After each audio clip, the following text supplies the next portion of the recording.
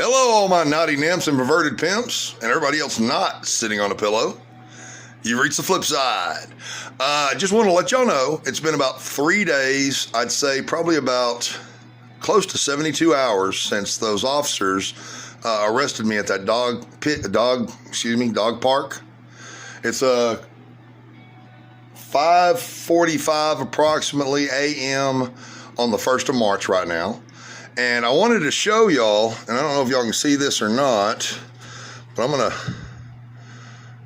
I don't know if y'all can see that here. I'm gonna set this where you might be able to see that bruising. Now, not the palm, that's different. But right there, one of the officers, there we go. One of the officers had set handcuffs around me, and then they put me in their, I guess you'd call it their kennel.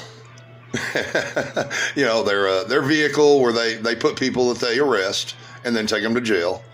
And they put the cuff on so tight on my right side that I asked them on numerous times, I said, can somebody please come?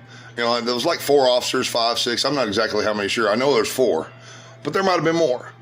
And I asked them, I said, can somebody please come loosen a couple of clicks on my right cuff? It's too tight. And they wouldn't listen to me.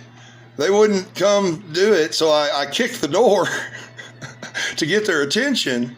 And then after one of them got pissed off that I kicked the door to get their attention, one of the officers came around and thankfully loosened that cuff. But if y'all can see, after about 3 days, y'all can see that bruise. I've had worse. What was it? Back in,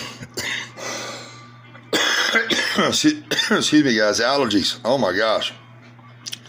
I had up in Minnesota, I had the sheriff's deputies put me in because they didn't like my First Amendment right to say whatever I want to, whoever I want to, whenever I want to.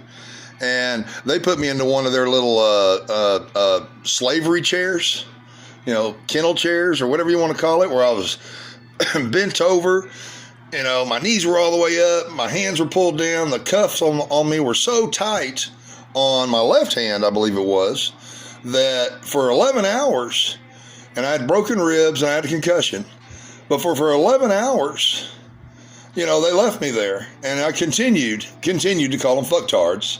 They didn't like it. And it wasn't until, you know, these were sheriff's deputies, and it wasn't until about 11 hours when I guess a military brother who was a sheriff's deputy let me out and thanked me for my service, and I thanked him for his, found out what his MOS was and what service he was in, and he apologized for what happened, and I've got a video on my old channel that talks all about that stuff. Matter of fact, there's a few videos because I had a concussion. So my first video, I didn't know the details of the accident that put me into that position. But as my memory started working again, I was able to have videos where I actually discussed the actual facts of what transpired. But I mean, their cuff on for 11 hours was so tight that I had cuts and I mean, I've got a video of that as well, in that other channel, which if you use the same palindrome, Astron Nortsa, ASTRONNORTSA, I should be the only one you find on YouTube. There might be somebody else that uses that, but most likely I'm the only one you find. And it's going to be flip side, and it's going to be the one that's black that says flip side with the finger. And this channel is white with the black writing of flip side with the finger. The other one's black with white writing. But I think they were Minnesota.